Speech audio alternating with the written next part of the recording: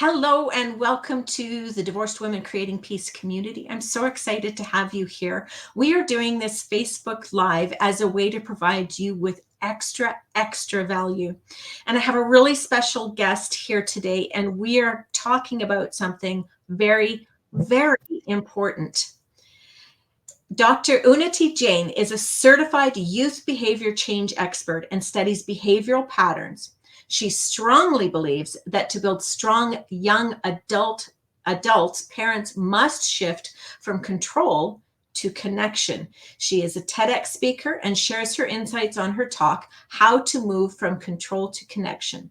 She is the author of A Parent-Teen Journey, which is a wealth of anecdotes and strategies with guidance on how to move from control to connection with your child. She is a proponent of self-exploration in nurturing connection, and all through her talks and workshops, she identifies the various components of control which hinder the child's growth mindset and limit their potential. She works with parents and youth who struggle with issues such as doubt, anxiety, low self-esteem, confidence issues, and lack of a growth mindset. Welcome. I'm so excited to have you here. Thank you, Vilma. It was a pleasure to be here, and thank you everybody who's joining us for the podcast. So the reason I felt this conversation was so important is I'm a product of a divorce, and I was a teen, and I had a teen son as I was exiting my marriage as well. So it is hugely impactful on not only the parents, but very much so on those children, especially teens. They've got those hormones coursing through their veins.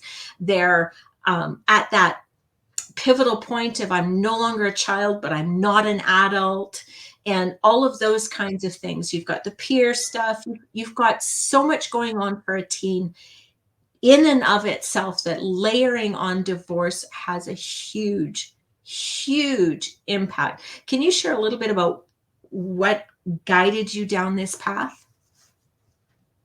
When I was going through my divorce, I was going to a therapist, and my therapist asked me one simple question. Why do you want to be with your husband? I said, because of my child. He says that's an excuse that 90% of women and men use because they're scared to step out of marriage. And I think that was a turning point for me. I have a son who's 19 years old, and I went through my divorce about 13 years ago. And as I saw my son growing up, I wanted to. His father is very much present in his life now, but at that point in time, he was going through his own struggles. Both of us were going through our own struggles, and we were not yet, over our grief and all of that. So our son was struggling with it. And at that point in time, I knew that as he hit teenage years, he was 7 when I got divorced, and when he reached like 11, I knew that teen years were going to be difficult. So I needed to understand this kid and be a father and a mother till his father could be emotionally present for him. And that's when I decided I'm going to do a doctorate in teenage behaviors. And I started studying teenage behaviors, and that gave me a lot of space to think, process my emotions, learn more about my son, and learn more about my youth. And that was really my driving factor. And as I continued into my doctorate, I realized that I started attracting a lot of youth who needed coaching. And I knew this was it. This was my purpose. And that was 7 years ago, and I've never stopped since then. I love it. And one of the things that, as I was sharing your information, you talk about creating connection versus control. And from my personal experience, when I couldn't tuck my son under my arm anymore and take him where I needed him to go, I come to realize that the only way to get him where I needed him to go was to lead him there. And he wasn't always going to follow me. So I had to make myself worthy of following. And so it was, in a lot of ways, the biggest leadership training ground I could have ever had created for me. Very well said, Wilma. Very well said. I think it all begins with you. It's all about a parent's self-awareness. with which you can move from control to connection. Because I think as a divorced community, we can all understand that while we have gone through our grief, we've also grown as individuals. And like Velma and I were having a conversation before the show, she said, I look a lot younger. And I'm like, yes, like divorced women look a lot younger than normal women, right? Because we've gone through our process of creating peace, of meeting our demons, of creating that self awareness. And that's what we need to use to really raise our children. Um, and that's how you can move into connection. Like in my TED talk, I share some 5 very simple cornerstones, but very hard to follow. We Mhm. all come from a place of judgment. And as a matter of fact, I'm also doing a video just today on, we feel we're very quick to say our child is very entitled, or our child is very has an attitude, or a child is he's always wants to play, or we use these words for them Mhm. without really taking the time to sit down and understand that these guys, or anybody for that matter, does not come with a boilerplate. You need to create that boilerplate. So how is a child going to understand all of these big words that you're using, or these feelings of entitlement, if you don't explain things to them? Mhm. So, coming from a lack of judgment is the first step to establishing a connection with your child. Um, That makes a lot of sense to me. As I was processing what was going on for me, it was important for me to consider that I didn't know how my son was going to process this. mhm. I Correct. didn't know how he was going to do it. All I knew is he was, and I didn't even know if he would process it, because a lot of us, you know, there are plenty of times where I chose to shut down rather than actually process something. And as a teen who doesn't have life experience behind him, that's a possibility. He may have chosen to shut down rather than actually process it. So I just don't know what his experience is or was. And not only that, one, I think it's very important for us to, we create a lot of triggers during a divorce. Mm. There are a lot of things which trigger us, right? And they automatically, because the first thing is our child, the first person who comes in front of us is our child, who is a offshoot of you and your ex husband. Yeah. So your automatic reaction, how many of us have used this phrase while we were going through a divorce or after a divorce? Oh my God, you're just like your dad. Yeah. I I had those thoughts. I was concerned that my son would end up like his father. That was going through me. I had made a conscious decision because I'd heard that phrase before. People I have known before were had gotten divorced, and I'd heard them say those things. And I'd also heard the perspective of, your child is half you and half your partner. And so basically, when you call down your partner, you're calling down half of your child. So I made a conscious decision at that point to state that my son got the best out of both of us. Yes, very true. Very true. And when we go through that divorce, I think these are certain notions that we need to leave behind very consciously and raise our self awareness when we're not impacting the child. It's easier said than done. Um, Absolutely. So, but so one of the we're ways, and talking then about, I think, I'm sorry, go ahead. go ahead and finish. So I was just talking about the 5 cornerstones that I mentioned Yeah. to connection. So one was judgment, and the other one was creating space for healthy conversations. I think it's very important. So just to remember that a child is most defined either as 2 years of age or at 12 years of age. That's where define speaks. So it's very important for us not to put any of these conversations under the carpet. If you're going through a divorce now, or you've already gone through a divorce, or it's just ugly at this point, or you're at the end of it, it's very important to have a frank conversation with them, to let them know what's going on, because what harms them is really the confusion in their heads that one day you like each other, the other day you're fighting with each other, the one day you're sitting on the couch, the other way you're ready to kill each other. So it creates a lot of confusion in their head. So creating that space for healthy conversations will reduce the friction and will give the child something to go by. Well, that again, that makes a lot of sense to me, because I know for myself, when I don't know or understand something, this thing starts making stuff up. Yeah, yeah, yeah. Yeah, and so that teenager, that child is going to be making stuff up. So if we don't give them the context and some understanding and some data, they're going to make up stuff anyways. I had a conversation with a young man not that long ago, and even though his even though it's been, I think, at least 15, 20 years since his parents divorced, there's still anger and frustration there for him, because he felt like they didn't take their children into consideration while they were dealing with their stuff, right? So I think what you say about creating that space for those conversations is so incredibly important, because that helps them to process it. Correct, and it may be very hard. I mean, let's not underestimate the power of the divorce because it can wreck lives, right? Mhm. And it's very different. It's very hard to kind of go through all of that, and at the same point, think about what you need to give your child. So at a point like this, here's what I'll tell everybody: therapy. Just go for it. I think every child and every human should go to a therapy, should go to therapy or coaching. I mean, Mhm. I'm a coach myself and I have a coach myself. I Mhm. think it's very important for every human to go through therapy because that's a safe space to kind of let out your emotions. So get your children that. And it's also a little bit of kind of less load on you. Absolutely.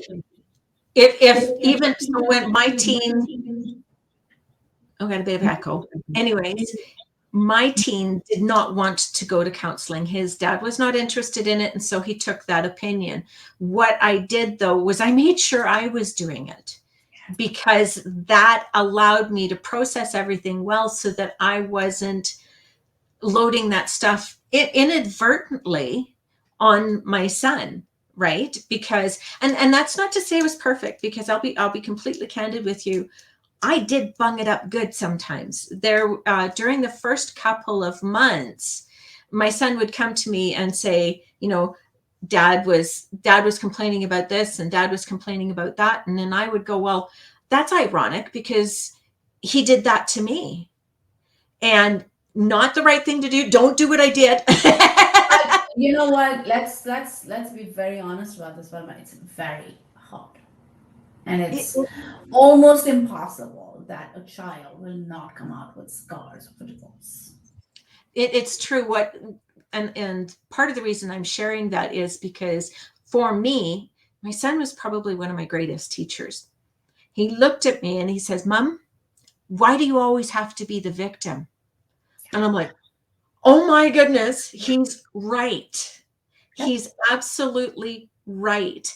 And it was from that day forward that I was very mindful of the things that I said with my son that pertained to his dad.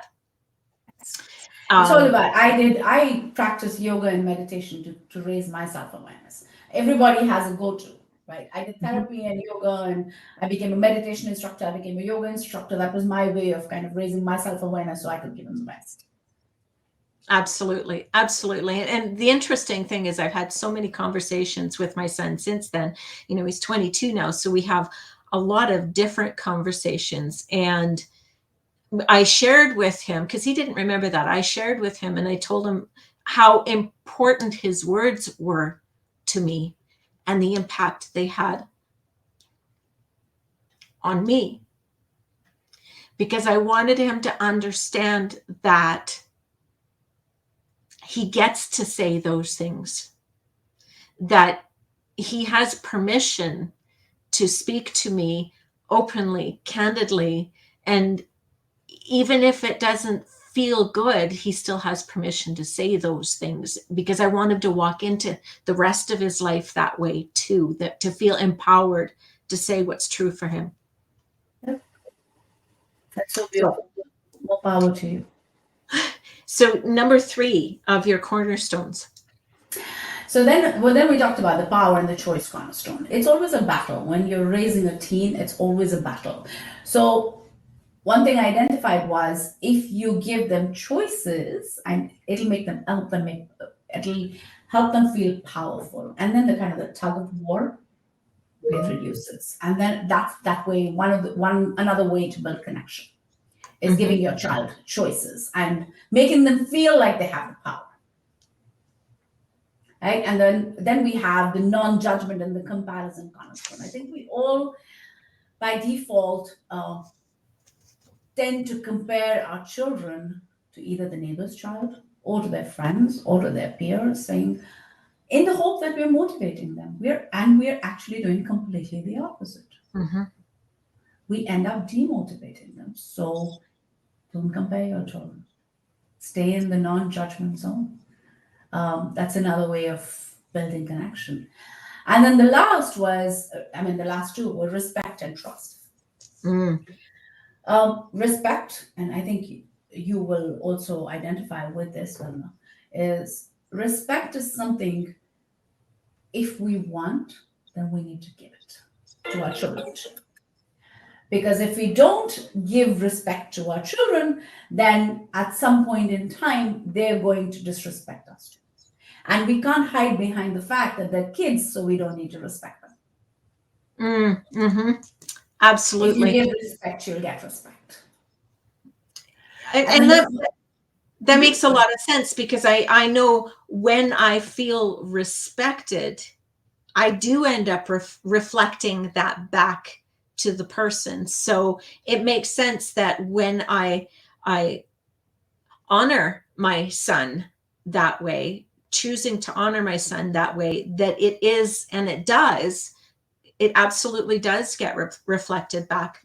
The relationship we have now with him as an adult is in my view absolutely amazing. I love it. We have so many wonderful conversations, and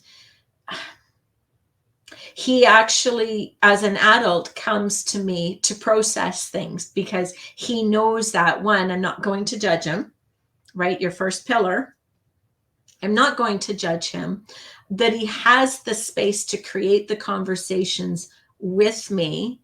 I ask for permission, again, that choice. I really so connecting to all of these because I ask him, do you want me to speak into this or do you want me to just listen? That puts the power in his Yes. seat and his choice. He feels respected through those conversations, and he trusts me, and I trust him. So I feel acknowledged. I feel very acknowledged. Um, Listening to your cornerstones and seeing them reflected back to me through my relationship with my son. Yes, you've done an amazing job. You're very blessed. Very blessed, very blessed. And it is that relationship that I have with my son, and how I bumped into these things, right? Which I'm sure is how you created these five pillars, is you experienced them not only with your son but also through the training that you obtained and the doctorate and all of that kind of stuff that you went for. um Now I forgot where I was going with that. It was really good in my head.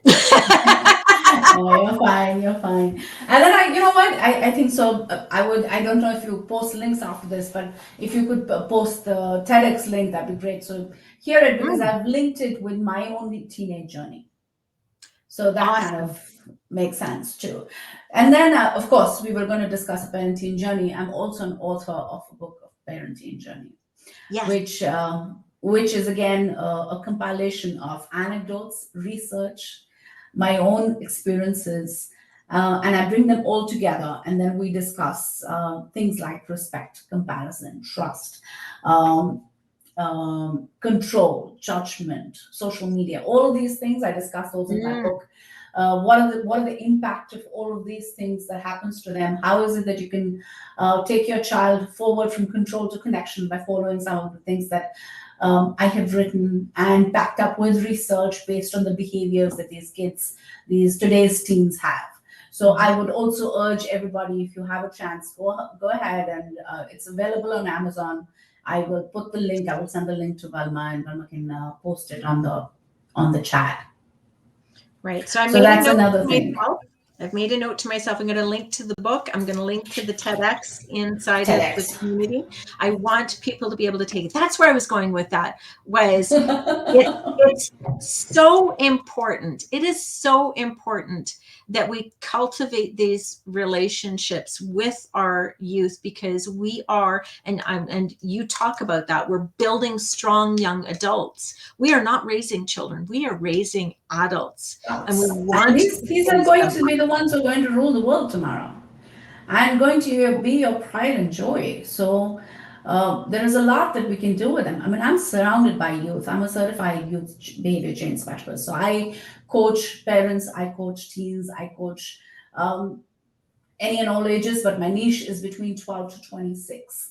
And I come through a whole lot of anxiety issues that these kids are struggling with, confidence that these kids are struggling with. And the one common theme that I see is where the parents are self-aware and where the parents are more emotionally present, the issues are a lot less.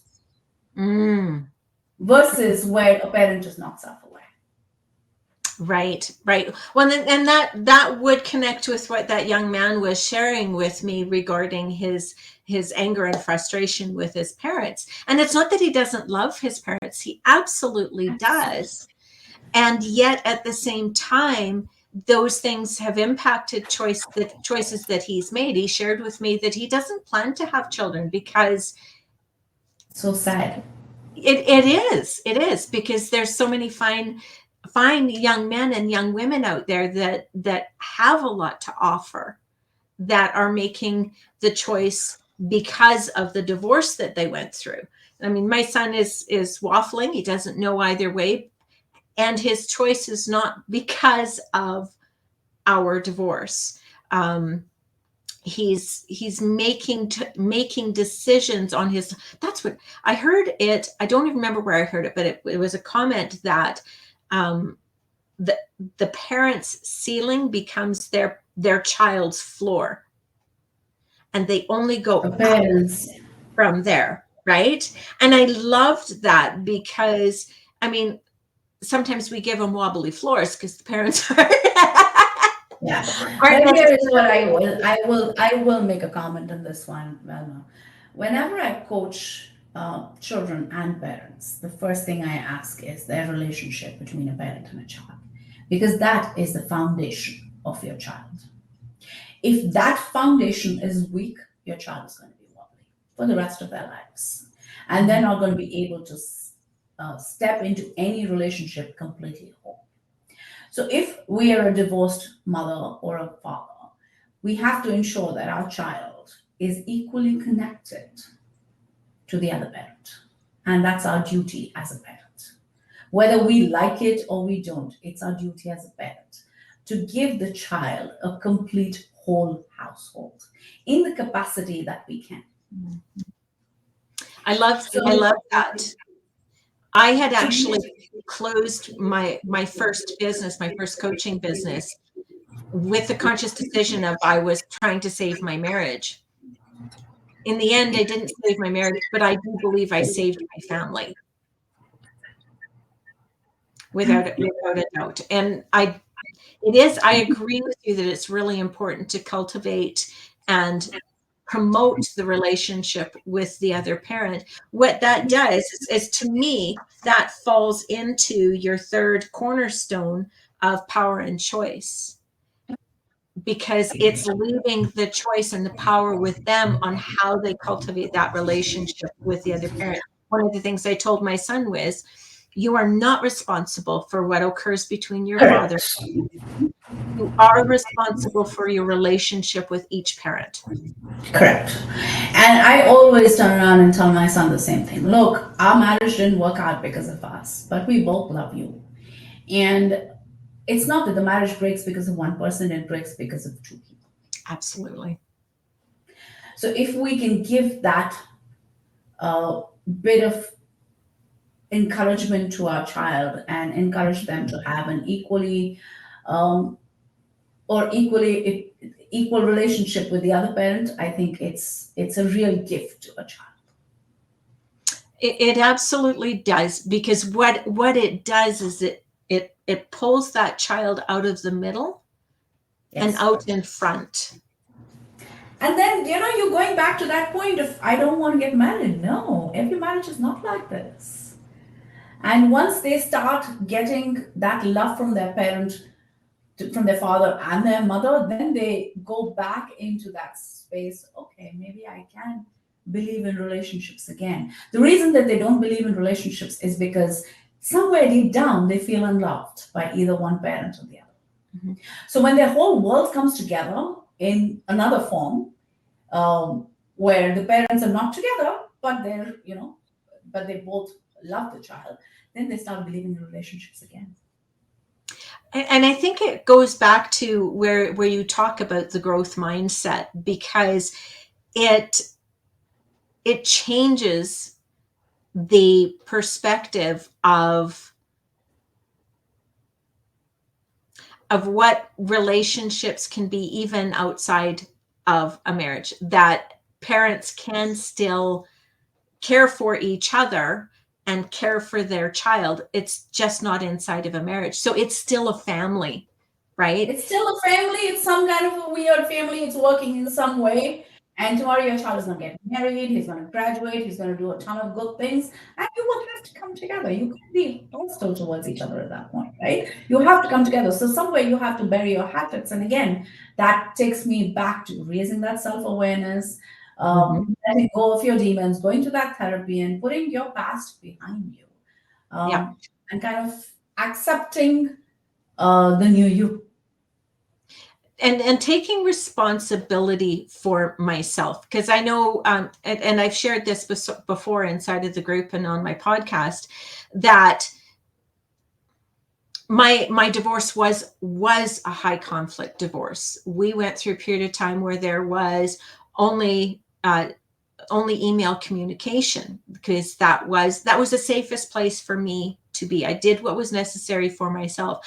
And at the end of it, as I continued my healing, what I came to realize was that if I didn't figure out how to be okay with my ex-husband and how to find that balanced communication with him, then it was going to be left up to my son, that he was the one that was going to be juggling his parents. And I did not want that.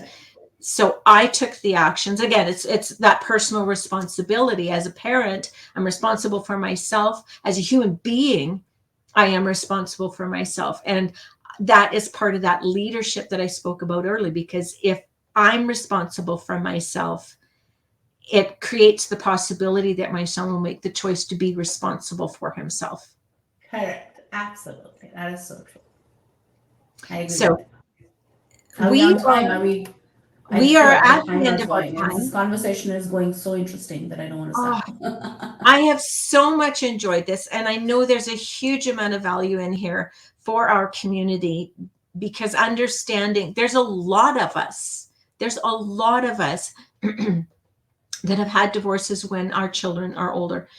And it's even excuse me, even those who had their divorces while their children were younger, they still have these same experiences when their children become teenagers. So whether they're, you know, they were a teenager in the divorce or they're a teenager after the divorce, this information is valuable for them in order to create that safe space for your child, for your teenager, and for yourself. It's Correct. really important. And So first for yourself. First for yourself. Always remember, you come first. You cannot give what you don't have. it's that oxygen mask we always hear about. Absolutely. So I've put up your website on the screen here, Gen Gen Z Z and and you. you. I love that. Mhm. And so I'll link that as well inside of the group. I will have the link to your book And we're also going to be putting My TED Talk. TEDx. So thank you so much for coming and sharing your time and your wisdom. I've really enjoyed and appreciated this conversation. And thank you so much for the contribution you've made to this community. It's very valuable. Thank you, Wilma. Thank you for having me. It's a pleasure to be here, and I'm here for anybody who wants to chat, talk. Please visit my website. My calendar link is there. Everything is there. You want to schedule time with me? I'm happy to chat. You just want to chat? I'm happy to chat. And she's a member of our community, so you know you can find her. So awesome. And for those of you who are watching on the replay, hit hashtag replay. Let us know what value you got from this. What's your big takeaway that you got from this time together? I'd really love to hear that. Thank you, everyone, and have a brilliant day. Thank you, everyone. Thank you, Will.